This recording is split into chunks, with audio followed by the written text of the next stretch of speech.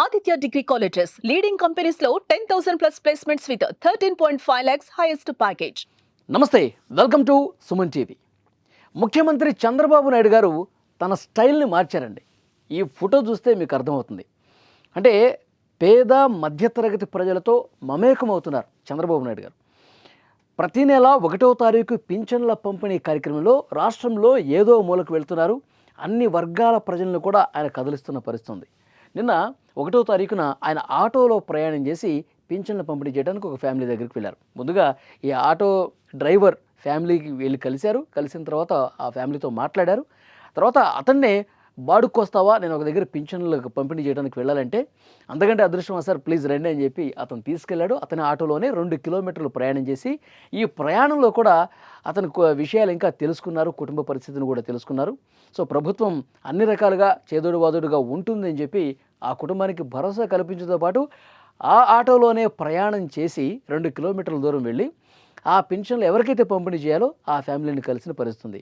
So ఇక్కడ చంద్రబాబు నాయుడు గారు గతంలో ఎప్పుడూ లేనట్లుగా కింది స్థాయిలో ఉన్నటువంటి ప్రజలతో మమేకమవుతున్నారు. గతంలో కూడా మనం చూసాం, ఒక డైరెక్ట్గా పూరి గుడిచి లోపలికి వెళ్ళారు.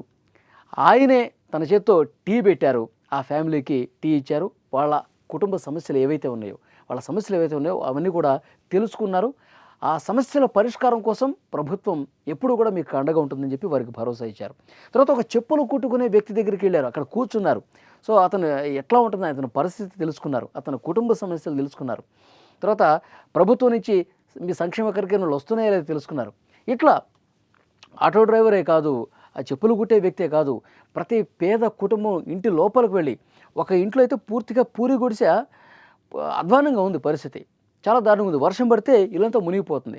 సో అలాంటి వాళ్ళకి స్పాట్లో 1-2 నెలల్లో ఇల్లు కట్టించే బాధ్యత కూడా స్పాట్లో డెసిషన్ తీసుకున్నారు. ఇట్లా ప్రతి వర్గాన్ని కూడా ఆయన కదిలిస్తున్నారు, గ్రౌండ్లో తిరుగుతూ ఉన్నారు, సమస్యలు తెలుసుకుంటూ ఉన్నారు. సో గతంలో ఉన్న చంద్రబాబు వేరు, ఇప్పుడు కనిపిస్తున్న చంద్రబాబు వేరులా ఉంది పరిస్థితి. సో డెఫినెట్గా ఇక్కడ కూడా చాలా స్పష్టంగా ఆటోలో వెళ్ళి పెన్షన్లు పంపిణీ చేస్తున్నారు. 1వ తారీఖు వచ్చిందంటే ఆయన ఏ జిల్లాలో పర్యటిస్తారు, ఏ ఫ్యామిలీని కలుస్తారో కూడా అప్పటి వరకు తెలియదు. ఆన్ ది స్పాట్ డెసిషన్ తీసుకున్నారు, పలానా వ్యక్తిని మనం కలవాలి, పలానా ఫ్యామిలీని మనం కలవాలి, పెన్షన్ వాళ్ళకి అందజేయాలి అని ఆయనే నిర్ణయం తీసుకొని ఇట్లా గ్రౌండ్ లెవెల్లో పర్యటిస్తున్న పరిస్థితి చాలా స్పష్టంగా కనిపిస్తుంది. సంక్షేమ కార్యక్రమాల గురించి ఒక్కసారి మనం మాట్లాడుకుంటే, కూటమి ప్రభుత్వం వచ్చిన తర్వాత దాదాపు అన్ని ఆ సూపర్ 6 హామీలు ఏవైతే ఉన్నాయో ఆల్మోస్ట్ 90% అమలైన పరిస్థితుంది. ఇక్కడ పెన్షన్లు ప్రతి నెల కూడా 4,000 ఇస్తూ ఉన్నారు. తప్పకుండా 1వ తారీఖు వచ్చిందంటే డెఫినెట్గా వాళ్ళకి పెన్షన్ల పంపిణీ కార్యక్రమం జరిగిపోతుంది. అక్కడ లోకల్గా వాళ్ళ ఎమ్మెల్యేలు కావచ్చు, మంత్రులు కావచ్చు, వాళ్ళందరూ కూడా ఇళ్లకు వెళ్ళి మరీ ఇస్తూ ఉన్నారు, కొన్ని ఫ్యామిలీస్ని సెలెక్ట్ చేసుకొని. సో డెఫినెట్గా పెన్షన్లు అనేవి వస్తూ ఉన్నాయి. తర్వాత వితంతు పెన్షన్లు కావచ్చు, తర్వాత అంగవైకల్యంతో బాధపడుతున్నటువంటి పెన్షన్లు కావచ్చు, అన్నీ కూడా సక్రమంగా వచ్చేస్తున్నాయి పెన్షన్లు. రెండోది, ఈరోజు ఆగస్టు 2వ తారీఖు, ఆగస్టు 2న అన్నదాత సుఖీభవ పథకం ఈరోజు ప్రారంభమవుతుంది. అన్నదాత సుఖీభవం వాళ్ళు కూటమి అధికారంలోకి వస్తే వాళ్ళు ఆ కూటమి పార్టీలు అని కూడా ఒక హామీ ఇచ్చాయి. 20,000 రూపాయలు ఆర్థిక సాయం ప్రతి రైతుకు కూడా పెట్టుబడి సాయం కింద ఇస్తాం అని కూడా చాలా స్పష్టంగా చెప్పింది.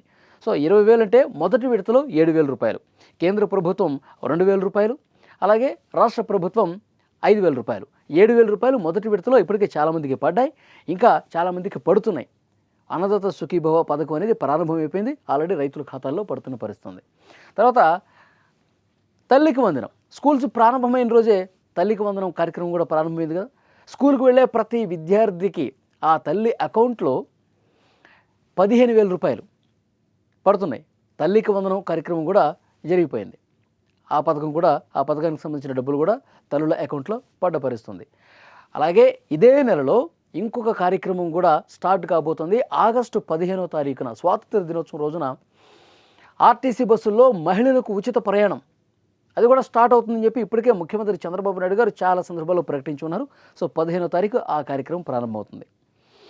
ఇంకొక ముఖ్యమైనటువంటి విషయం ఏంటంటే, గ్యాస్ సిలిండర్ల పథకం కూడా ఆల్రెడీ ఇంప్లిమెంట్ అవుతుంది. ప్రతి సంవత్సరం కూడా 3 ఉచిత గ్యాస్ సిలిండర్లు. సో డెఫినెట్గా గ్యాస్ సిలిండర్లు కావచ్చు, తల్లికి వందనం కావచ్చు, ఈ పెన్షన్లు కావచ్చు, తర్వాత అన్నదాత సుఖీభావ కావచ్చు, నెక్స్ట్ రాబోయేది ఆర్టీసీ బస్సులో ఉచిత ప్రయాణం. సో డెఫినెట్గా వడివడిగా ఒక్కొక్క పథకాన్ని సూపర్ 6 హామీలన్నీ కూడా అమలు చేసుకుంటూ పోతుంది. ఈ ప్రభుత్వం ప్రజల కోసం పనిచేసే ప్రభుత్వం, గతంలోలా కాదు అని చెప్పి ఒక మంచి సందేశాన్ని ఈ కూడా ప్రభుత్వం చేస్తుంది. ఒకవైపు పెట్టుబడులు వస్తూ ఉన్నాయి. మొన్న సింగపూర్ పర్యటన చూసాం, అంతకుముందు దావోస్ పర్యటన చూసాం. సో రాష్ట్రానికి గతంలో రాష్ట్రం నుంచి వెళ్ళిపోయినటువంటి పరిశ్రమలు మళ్ళీ తిరిగి వస్తున్నాయి, అలాగే కొత్తగా పెట్టుబడులు వస్తూ ఉన్నాయి. సో డెఫినెట్గా రాజధాని నిర్మాణం జరుగుతుంది, పోలవరం నిర్మాణం జరుగుతుంది, సంక్షేమ పథకాలు అమలవుతున్నాయి. సో ఈ ప్రభుత్వం మంచి ప్రభుత్వం అని చెప్పి ఇన్ని రోజులు ఇక్కడ నాయకులందరూ చెప్తూ ఉన్నారు. కూటమి ప్రభుత్వం మంచి పనులు చేసే ప్రభుత్వం అని చెప్పి వాళ్ళు చెప్పుకోవడమే కాదు, ఇప్పుడు ప్రజలు అంటూ ఉన్నారు. డెఫినెట్గా రాష్ట్రాన్ని మంచి చేసే దిశగా నిర్ణయాలన్నీ జరుగుతూ ఉన్నాయి.